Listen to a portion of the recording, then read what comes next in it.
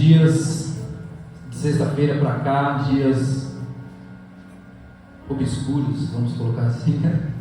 Mas dias terríveis, onde nós vimos a força da natureza agindo e nós ficamos muitas vezes impotentes diante de tudo aquilo que aconteceu.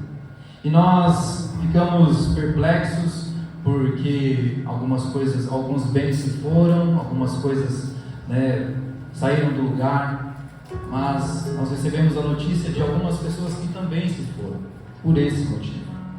E nós temos que orar para que o Senhor console, para que o Senhor conforte o coração das famílias. Nós temos os irmãos da nossa igreja aqui, próximo aqui também, eu não vou lembrar o nome da igreja, que caiu o teto da igreja inteiro, assim, foi missão apostólica, do bispo Fila, isso, e caiu o teto inteiro da igreja, levou tudo, eles perderam tudo, e nós entramos em contato, estamos em contato com ele e outras igrejas também, oferecemos o templo aqui, para que se eles quisessem fazer os cultos, nós nos movemos como o corpo de Cristo, amém? Não tem uma placa, não vai subir uma placa, não vai subir somente um povo X ou Y, vai subir o povo de Cristo Jesus. E nós somos um corpo, em diferentes lugares, em diferentes destacamentos, mas nós somos o corpo de Cristo Jesus. E não importa se eles estejam aqui, estejam lá, se eles quiserem e puderem usar o espaço aqui, nós vamos ceder o espaço aqui para que eles usem. E naquilo que nós pudermos também ajudá-los, nesse momento será importante. Como outras igrejas também, nós vemos a Assembleia de Deus aqui no centro, perto do terminal também, que o teto desabou, graças a Deus ninguém se feriu, ninguém se machucou, mas nós precisamos nos solidarizar e ajudar quem precisa, e os nossos irmãos também. Se você tem condição e pode ajudar o irmão que esteja passando aí por alguma privação, por conta de água ou de luz, aqui nós estamos já há 3 dias sem luz e está acabando a água também. Vamos orar para que volte e para que se estabeleça toda a cidade. Hoje, aqui nós estivemos aqui, eu estive aqui pelo menos com os vizinhos aqui também, conversando, e a gente tentando ligar para a Enel, e veio a luz agora 2 e pouco da tarde, nós conseguimos, e paramos o caminhão, vem aqui em nome de Jesus, para aqui, filho, você não vai embora. E aí ele religou a energia aqui. Mas nós precisamos agir como um corpo, em nome de Jesus. Amém? Você já abriu em 1 Reis, versículo 19. Diz assim: o rei Acabe contou a sua esposa Jezabel tudo o que Elias havia feito e como havia matado a espada todos os profetas do Deus Baal. Aí ela mandou um mensageiro a Elias com o seguinte recado: que os deuses me matem, se até amanhã a esta hora eu não fizer com você o mesmo que você fez com os profetas. Elias então ficou com medo e, para salvar a vida, fugiu com o seu ajudante para uma cidade chamada de Berseba, que ficava na região de Judá. Deixou ali seu ajudante e foi para o deserto, andando um dia inteiro. Aí parou, assentou-se na sombra de uma árvore e teve vontade de morrer. Então orou assim: já chega, Senhor, acaba com a minha vida agora. Eu sou um fracasso, como foram os meus antepassados. Elias se deitou debaixo da árvore e caiu num sono. De repente um anjo veio e tocou nele e disse: levanta-se e coma. Elias olhou em volta e viu perto da sua cabeça um pão amassado de pedras e uma jarra de água. Ele comeu e bebeu e serviu e dormiu novamente. O anjo do Senhor Deus voltou e tocou nele pela segunda vez, dizendo: levanta-se e coma, senão você não aguentará a viagem. Elias se levantou, comeu, bebeu, e a comida lhe deu força o bastante para andar 40 dias e 40 noites até o Sinai, o monte sagrado.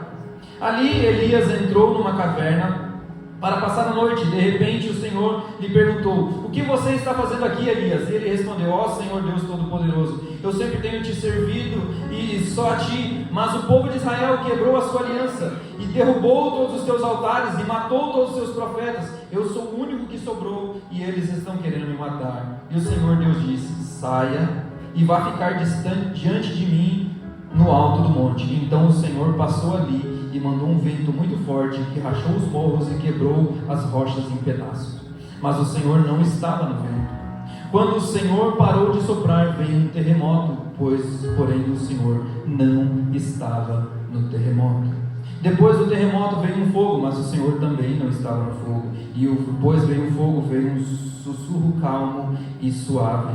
Quando Elias ouviu o sussurro, cobriu o seu rosto com a capa, então saiu e ficou na caverna. E uma voz lhe disse: o que você está fazendo aqui, Elias? E ele respondeu: ó Senhor Deus Todo-Poderoso, eu sempre tenho servido a ti, mas o teu povo quebrou a aliança, derrubou os teus altares e quebrou e matou os seus profetas. Eu sou o único que sobrou. E Deus disse: volte para o deserto que fica perto de Damasco. Chegando lá na cidade, unja a Asriel como rei da Síria, unja Jeú, filho de Nissi, como rei de Israel, e unja Eliseu, filho de Safate, de Abel-Meloá, como profeta, para ficar em lugar de você, ou ficar no seu lugar. As pessoas que não forem mortas por Azel serão mortas por Jeú, e todos os que escaparem de Jeú serão mortos por Eliseu. Mas eu deixei 7.000 pessoas vivas em Israel, isto é, todos aqueles que não adoraram ao Deus Baal e não beijaram a sua imagem. Aqui nós vemos o que Elias tinha feito. Elias tinha acabado com muitos profetas.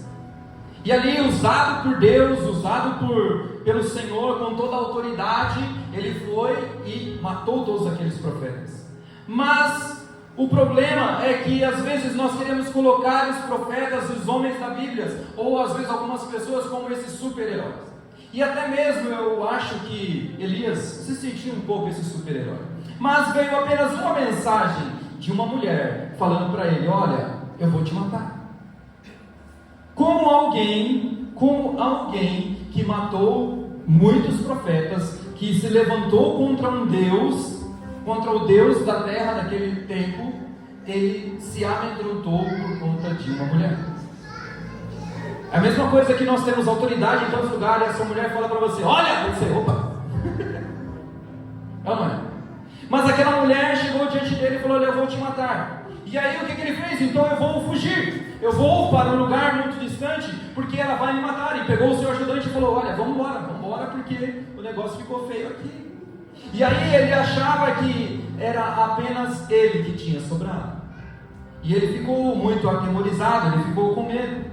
Mas o que nós vemos é que às vezes Deus nos usa, Deus coloca coisas em nossas vidas, nos coloca autoridade, e Ele já nos diz que nós temos autoridade.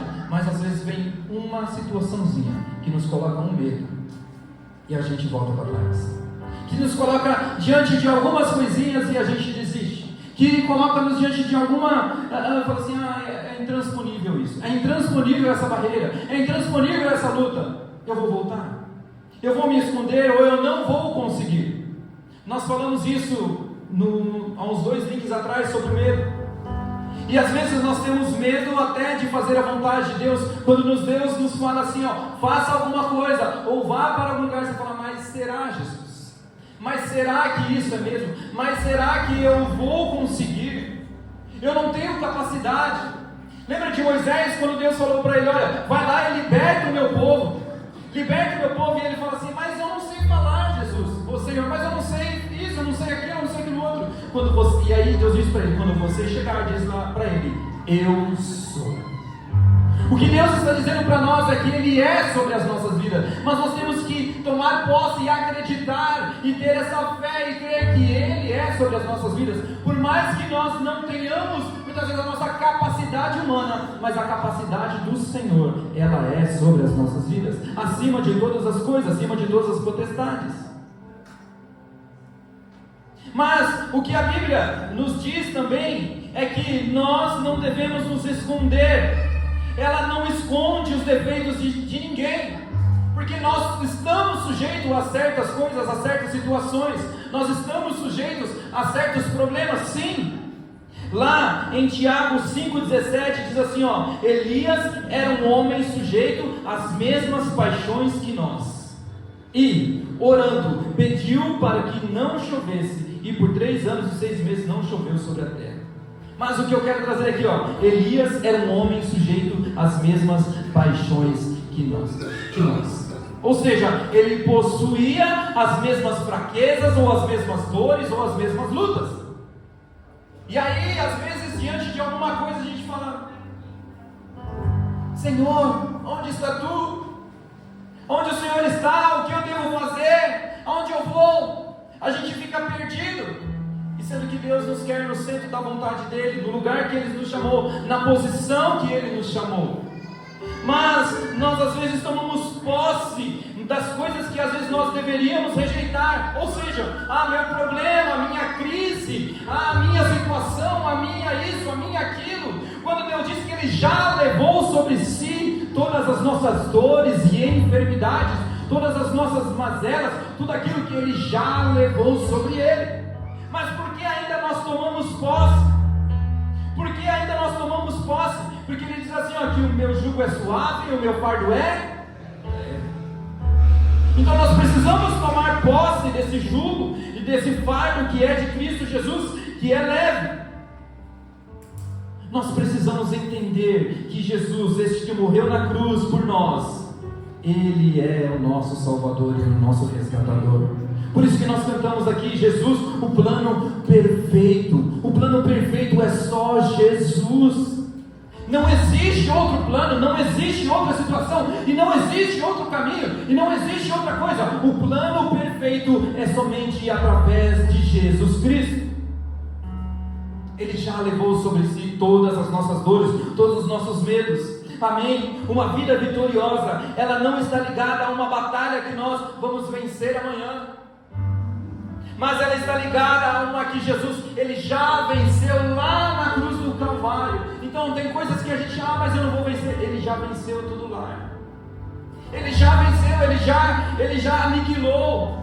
Às vezes a gente acha que a nossa vida é só isso aqui, ou a gente acha que nós nascemos, crescemos, casamos, ficamos velhos, morremos, e a gente acha que o período da nossa vida é só esse. Quando Ele já desenhou toda a nossa eternidade. O tempo que nós estamos aqui é só um período. A nossa eternidade é lá no céu. Nós somos criados para a eternidade. Então não há medo. Não precisa nós nos escondermos. Não precisa nós irmos para a caverna. Às vezes vai ser preciso, vai. Mas Deus nos está chamando para fora. E nos chamando e falando, olha, você é filho de Deus. Você é profeta. Você foi usado. Você foi restaurado, você foi resgatado em nome de Jesus. Amém? Mas, então o que Elias foi fazer na caverna?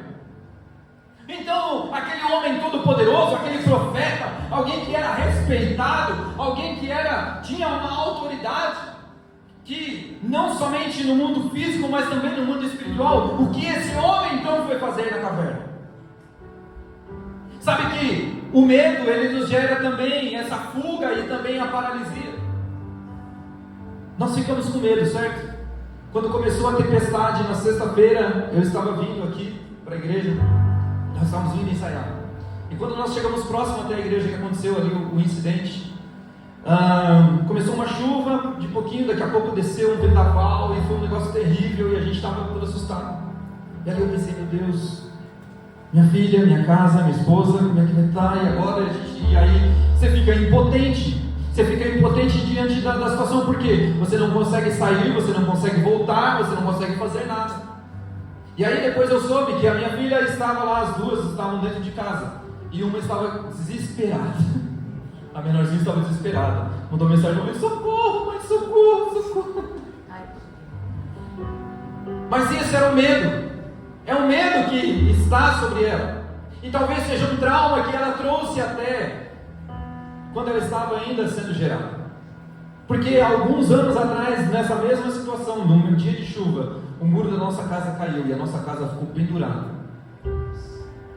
E nós tivemos que sair correndo de madrugada e tudo mais e tal. E a criança leva tudo isso. E ela, quando ouve um barulho de chuva, ela fica desesperada. Ou seja, ela tende a entrar na caverna e fala assim, eu preciso de proteção. Eu preciso de alguma coisa. Eu preciso me proteger, eu preciso... O que será que vai acontecer? Será que vai cair o muro? Será que a gente vai ter que sair correndo? Será? Então ela, ainda na sua tenra idade, ela ficou ali temerosa com tudo aquilo que estava acontecendo. E a irmã mais velha tentando acalmar, não é assim e tal, não tenha medo. E aí depois ela fala, não tinha medo. Não tinha não, na hora do áudio mandou, tô com medo, mãe. estou com medo. Mas foi terrível o que aconteceu. Mas Deus assim nos guardou. Deus assim protegeu, nos guardou, não aconteceu nada, não caiu nenhuma telha, não voou a tampa de nada. Estávamos lá, eles ficaram lá intactas, sãs e salvas. Mas talvez traumas do passado, coisas que aconteceram no passado, nos levam para a nossa caverna, nos levam para uma situação que nós ficamos reclusos e falamos assim: eu não quero ver ninguém, eu não quero falar com ninguém, eu não quero isso, eu não quero. Por quê? Porque às vezes eu estou com medo de me ferir, ou de me ferirem, ou porque talvez o mundo está um caos e eu não sei o que fazer ou agir no meio desse caos, no meio dessa situação. Mas Jesus é o plano perfeito. Jesus, ele tem um plano para cada coisa. Mas às vezes nós ficamos temerosos ainda com todo esse barulho, com tudo que tem acontecido, porque como nós lemos no texto, veio então um terremoto, veio uma chuva, veio algo que partiu um monte, mas Deus não estava lá. E talvez a gente acha que tudo isso que acontece à nossa volta, tudo isso, é o fim do mundo, não sei o que. Deus não estava lá. E às vezes a gente fica esperando uma resposta, que caia do céu um raio assim, que apareça uma nuvem cor-de-rosa, que apareça isso. E Deus não está lá. Sabe como é quando Deus está? Quando Ele fala assim: entra lá no seu quarto, fecha a sua porta, dobra o seu joelho e fala com Deus que te vê em secreto. É na simplicidade. Não é às vezes no muito falar. Não é às vezes no estar aqui na pregação, do pastor virar cambalhota, do irmão vir profetizar, do batuque, do charamanaia. Não. Dobra o seu joelho, fecha a porta e busca o Senhor que está em secreto. Sabe por quê? Porque lá no último dia, quando Ele chegar lá, nós chegarmos lá diante dele, Ele vai falar assim: fulano, esse eu vi. Esse eu vi lá, eu observei, ele estava lá. Ô Cicrano, ô João, ô Maria, ô Tiago, ô Wanderson, ô José, o Mara, o João, Maria, Gilberto. Isso eu estava vendo lá. O duro vai ser a gente chegar lá com todas as nossas coisas e tudo lá. Senhor, eu não tive medo, sabe o que é? Sabe o que aconteceu? E tudo mais, eu fiz, eu aconteci. Jesus vai falar assim: você conhece aí o fulano? Não conheço não. Você conhece ele? Não conheço não. E você? Conhece ele? Ô Moisés, você conhece ele? Não conheço não. Não vai dar dessa vez. Só que lá não vai ter mais uma chance. Só que lá não vai ter mais uma vez. Você fala assim: então deixa eu voltar então para refazer algumas coisas. Não vai ter essa chance. A nossa chance é aqui, hoje, agora, nesse momento, nesse tempo, nesse segundo, nessa hora. A nossa chance é essa. Mas por que ainda nós estamos na caverna? Por que ainda nós estamos presos em situações? Talvez a nossa caverna seja um pecado, talvez a nossa caverna seja um medo, seja um trauma, sei lá, alguma perseguição, eu não sei. Mas o que Deus quer nos tirar é de dentro dessa caverna e nos mostrar: olha, tem um plano perfeito para você, que Jesus passou para a sua vida, e este é um plano de salvação, e este é um plano de redenção. Então por que então nós ficamos lá ainda? Porque às vezes nós deixamos de ouvir a voz de Jesus e começamos a ouvir a voz do inimigo, do fulano, do ciclano. E às vezes Deus está falando para você: cara, não faz isso, não vai por aqui.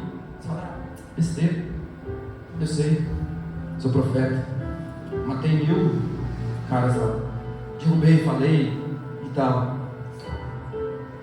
A gente vai na nossa força, no nosso braço, aí Deus fala: coitado. Não é na nossa força, não é no nosso braço.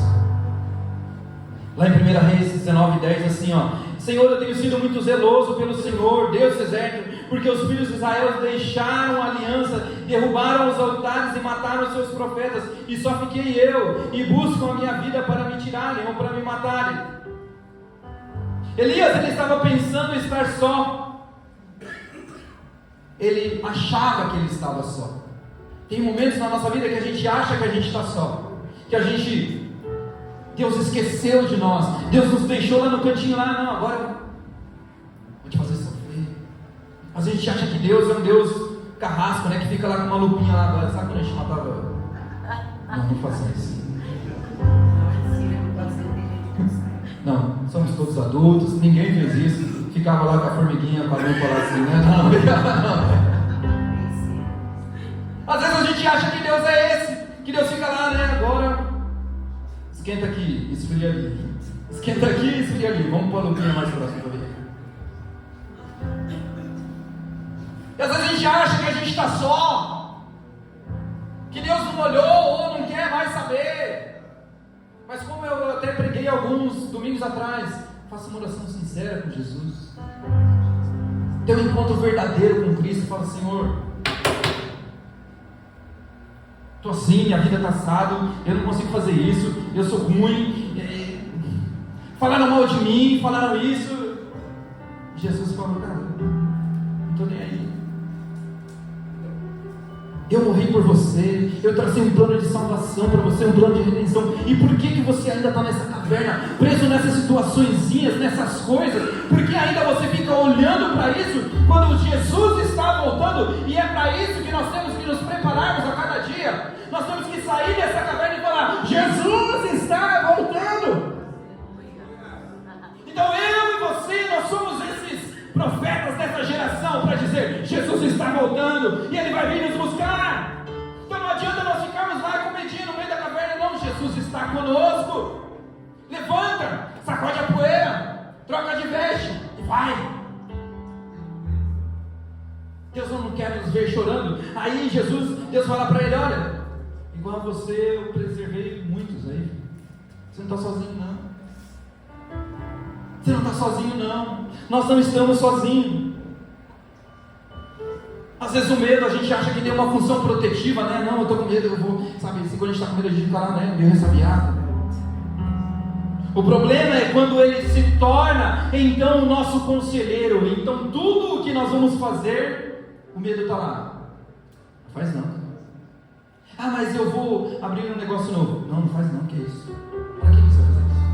Mas tem isso, tem conta, tem não sei o que, tem casa, tem. E aí você deixa de viver aquilo que Deus está falando para você, porque a gente fica olhando, ou sendo que o medo fica sendo o nosso conselheiro. Então passamos a enxergar na perspectiva do medo e não na perspectiva de Cristo Jesus. Então nós passamos a olhar na perspectiva das coisas e não na perspectiva que Deus tem para as nossas vidas. Olhar com os olhos de Cristo, como a palavra nos diz: se os seus olhos forem bons, tudo então será luz. Mas se os seus olhos forem ruins, tudo será trevas. Você entende que a luz de Cristo é sobre as nossas vidas? Lá em João, por isso que eu perguntei o que diz lá em João. E lá em João 8 diz assim: eu sou a luz do mundo.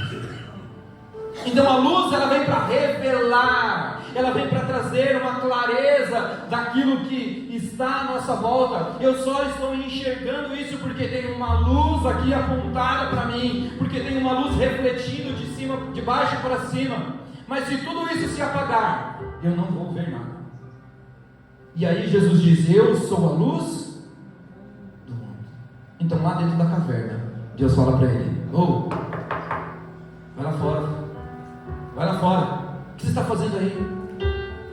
E a pergunta que Jesus faz para nós nessa noite: o que nós estamos fazendo presos em situações que ainda nos impedem de alcançar e de seguir o caminho que Jesus nos mandou? O que nos impede de servir? O que nos impede de falar? O que nos impede de avançar? Se nós ainda estamos presos em situações, em coisinhas, quando Ele tem algo muito maior sobre as nossas vidas?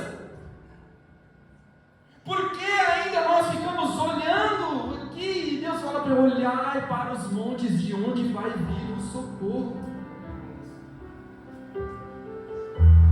Por que nós ficamos ainda na caverna?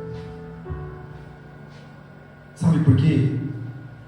Porque ainda nós não estamos enxergando de fato essa luz de Cristo Jesus, crendo que essa luz é Cristo Jesus. Eu sou a luz do mundo.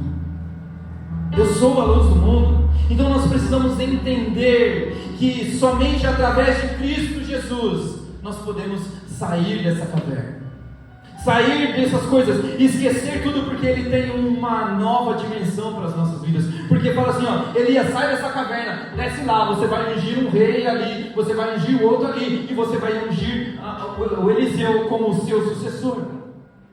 E imagina se Elias ficasse preso ali, na caverna. Não vou sair não, está bom aqui, você está me alimentando, eu estou comendo, estou tranquilo, tem segurança, está escurinho, está bom.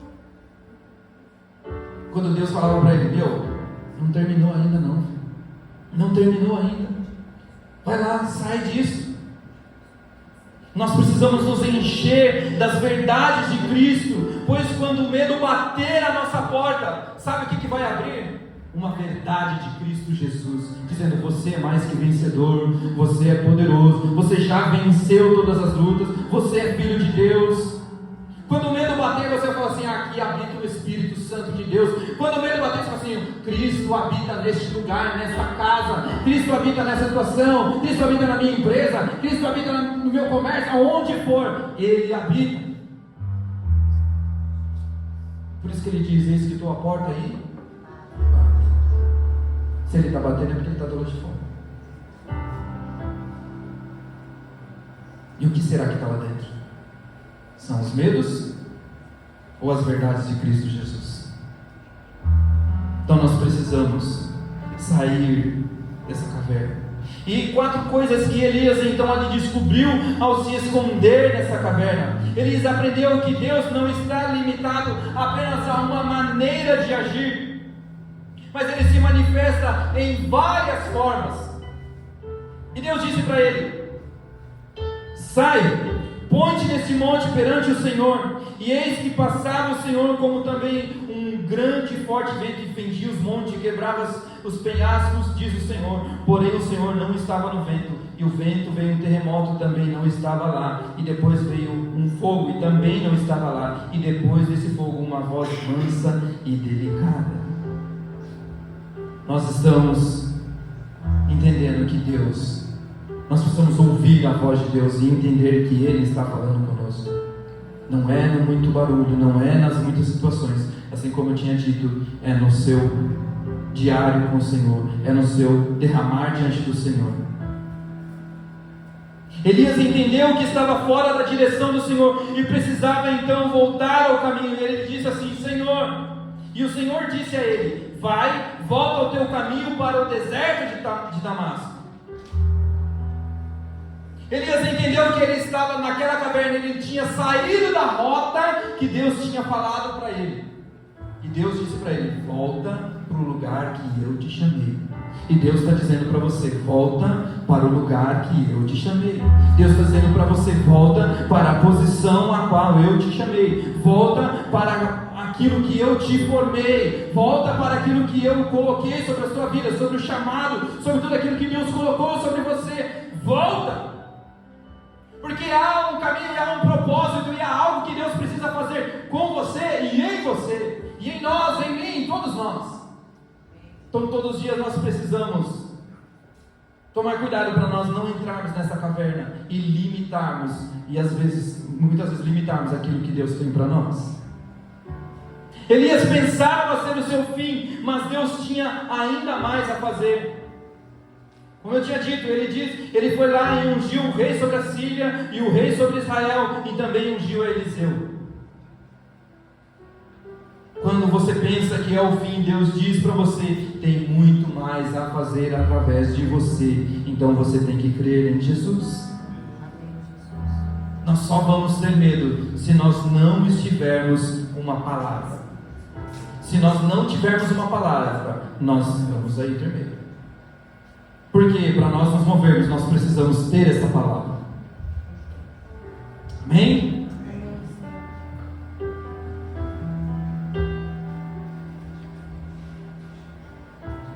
Elias na caverna nos ensina que Deus cumpre o seu propósito, apesar de nós. Apesar da nossa vida, apesar das nossas coisas, apesar daquilo que Deus quer para nós, apesar do nosso ser, do nosso eu, Deus cumpre o seu propósito. Então ali é uma demonstração clara de como o propósito de Deus prevalece sobre as nossas vidas. Então o Senhor ali poderia ter deixado Elias então entregue ao seu desânimo naquela caverna. Ele poderia ter levantado outra pessoa. Não, vai lá no lugar dele, vai e faz. Mas o que Deus tinha para Elias, Deus queria que se cumprisse sobre a vida de Elias. E Elias ouviu. Então, Deus cumpre o propósito dele, apesar de nós, apesar das nossas vontades, apesar do nosso medo, apesar das nossas situações. Deus cumpre os seus propósitos. E o que eu quero dizer para você nessa noite, Deus tem um propósito lindo sobre a sua vida, sobre a sua casa, sobre a sua família. Mas você precisa se colocar diante do Senhor e falar: Senhor, me usa conforme a tua palavra. Senhor, me conduza, Senhor Jesus, nos teus caminhos. Senhor, me tira o medo, Pai. Nós cantamos aqui, então me tira o medo e me faz dizer: Moisés, suba em meu lugar. Deu um nó na cabeça dele. Ele estava tocando, tá? Faz parte. Não vou cantar nessa, não, pode deixar. Mas a gente canta, e aí a gente quer transferir a responsabilidade para o outro e falar assim: ó, vai lá você no meu lugar então, porque sabe como é, né? Se eu for lá, vai ter algumas coisinhas que eu vou ter que deixar para trás. Se eu for lá, Deus vai começar a me cobrar algumas coisas. Se eu fizer isso, eu vou ter que abrir mão de algumas coisas. Se eu me colocar na presença dele, eu vou ter que deixar morrer algumas coisas, deixar morrer a sua velha natureza humana. Toda vez que nós nos colocamos diante de Cristo, alguma coisa tem que morrer em nós. Toda vez que nós nos colocamos e nos posicionamos diante do Senhor, alguma coisa tem que morrer em nós. E talvez o nosso ser não quer que isso morra. Mas Deus está falando para você: deixa morrer. Aleluia. Deixa morrer. Lembra quando nós nos batizamos? Fica lá o velho homem e nasce um novo. É isso que Deus quer. Que nasça esse novo homem.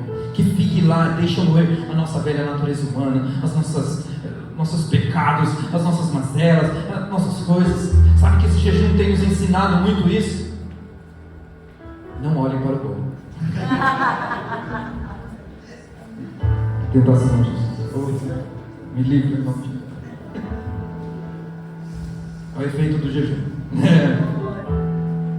Mas quando nós nos dobramos diante dele, ele: Senhor, tira isso aqui. A palavra de Deus diz que se seu olho te faz pecar, arranca-o. Se sua mão te faz pecar, Corta ela. e aí? Você quer chegar no céu com o olho, ou no céu ou no inferno com os dois olhos? É uma pergunta difícil. Mas não é no sentido literal da coisa, mesmo. É que se nós estivermos, se o nosso olho, se a nossa mente, se a nossa mão, se o nosso corpo estiver tendenciosos a coisas que desagradam a Deus, tire o seu olho disso. Tire o seu olho das coisas. Se a rede social te faz pecar, tire a rede social. Se certos caminhos te fazem pecar, tire esse caminho da sua vida. Se certas coisas ou amizades ou pessoas te levam fora do propósito do Senhor, desfaça isso. Tente trazer ele para Jesus, mas se não der, irmão,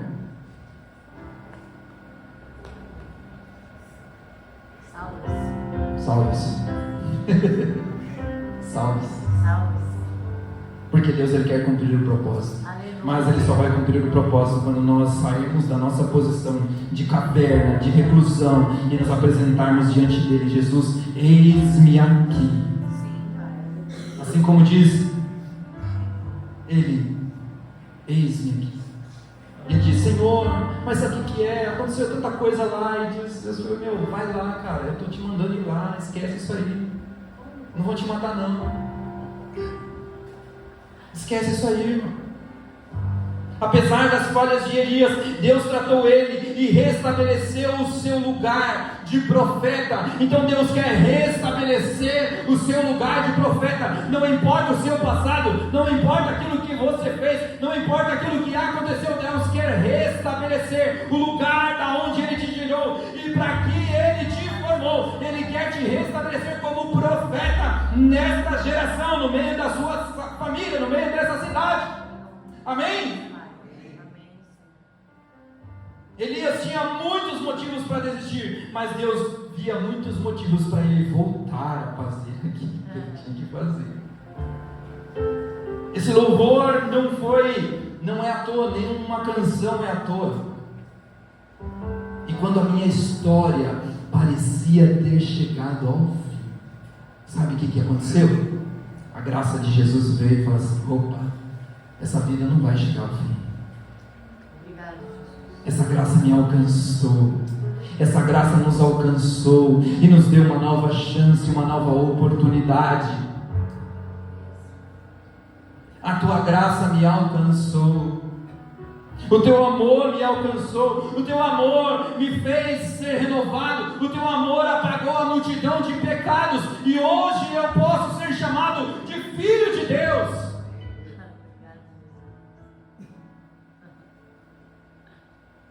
Há muito mais motivos para nós desistirmos, sim, mas Deus vê muito mais motivos para nós continuarmos. E apenas um motivo é mais importante: Jesus nos salvou. E o mais importante, Jesus nos salvou. Você entende a dimensão disso? Se nós entendermos a dimensão, cara, eu estava aqui e Jesus estava assim, ó, cara, que louco, presta atenção nessa letra. Presta atenção no que você está cantando. A tua graça me alcançou. Eu era um perdido, eu era alguém que não tinha solução, mas a graça de Jesus nos alcançou. Eu não tinha chance, eu estava lá perdido no meio de tantas coisas, mas a graça de Jesus me alcançou. Eu estava no meio da tempestade, no meio de tantos furacões que aconteceram, mas Jesus me guardou. Algo tão simples, mas tão poderoso. A graça de Jesus é sobre nós. A graça de Jesus é sobre nós. Elias na caverna nos ensina que não devemos nos esconder, que nós devemos nos esconder em Deus e não numa caverna. E ali Elias, ele estava querendo se esconder numa caverna, em algo terreno. E Deus estava falando: para com isso, irmão, se esconda em mim, eu sou sobre você. Para de olhar para essas coisas terrenas. Essa caverna aí não vai te proteger de nada. Você acha que você dentro dessa caverna vai te proteger? Não. Quando você se aprofunda em Deus, se esconde em Deus, no Santo dos Santos, a fumaça me esconde, só teus olhos, debaixo de tuas asas, é o meu abrigo, meu lugar secreto, só tua graça me basta, e tua presença. De novo. No Santo dos Santos, a fumaça de Cristo. Nós nos escondemos debaixo dessa fumaça. Nós temos que sair da nossa caverna terrena, da nossa caverna humana, e nos esconder em Cristo Jesus, debaixo dessas asas que nos protegem, debaixo dessa graça que nos salva, debaixo dessa graça que vem e nos acolhe e fala: olha, você estava perdido, mas eu aqui te escondi, eu te guardei, eu te acolhi, te dei um nome, te dei uma identidade, troquei suas sandálias, troquei as suas vestes, te dei um anel de autoridade, de aliança, te dei um nome. E agora você pode ser chamado de filho de Deus. De filho de Deus. Mas a gente está lá na caverna e você não sabe nem quem você é. Ninguém sabe quem você é, porque você está lá escondido em tantas coisas que você acha que vai te proteger. E aí quando você sai da caverna, eles falam: oh, meu filho está ali. Meu filho está ali. Agora vamos lá, agora eu vou te esconder, eu vou te pôr num lugar secreto. Agora você vai ser parte dessa família. Agora sim.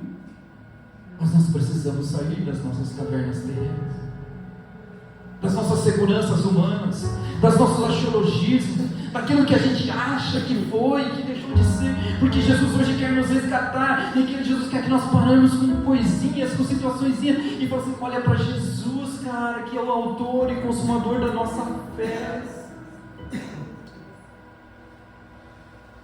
Olhe para Cristo, olhe para Cristo.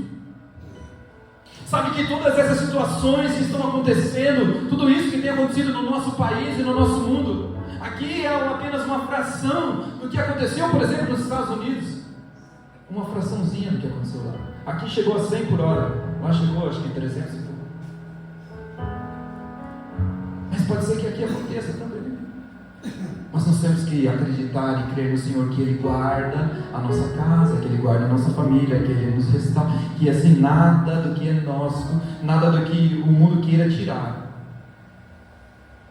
Jesus, Ele vai proteger, Ele vai nos guardar, Ele vai guardar a sua vida, vai guardar a minha, a sua vida. Por isso nós estamos aqui nessa noite, porque Jesus nos guardou, porque Jesus nos resgatou. Mas nós precisamos sair da nossa segurança humana, da nossa caverna humana, e falar: Jesus, tá bom, aconteceu a tempestade, aconteceu o temporal, aconteceu isso, e agora está vendo, opa, Jesus está lá. Agora Jesus está lá. Aleluia.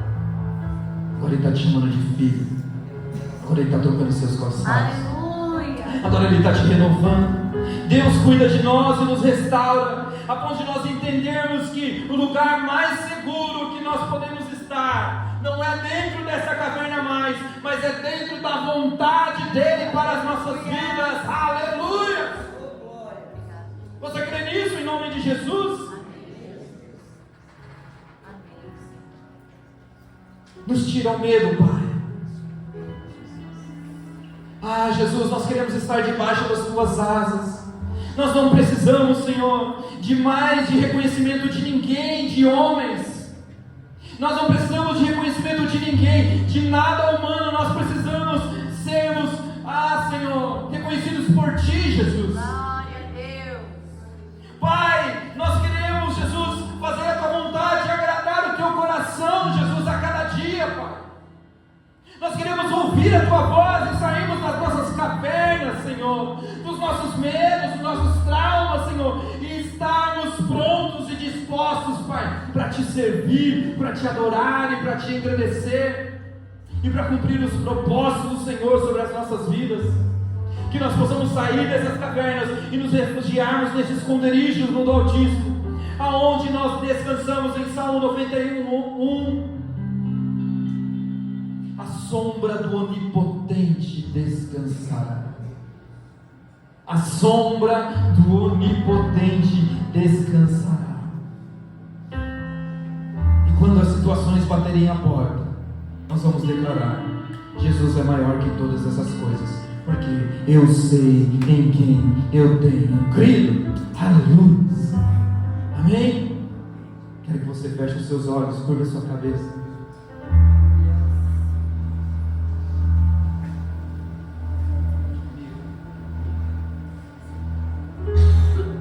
Eu não preciso ser reconhecido por ninguém. A minha glória é fazer com que conheçam a Ti, e que Te louvarei, para que Tu cresça, Senhor, mais e mais.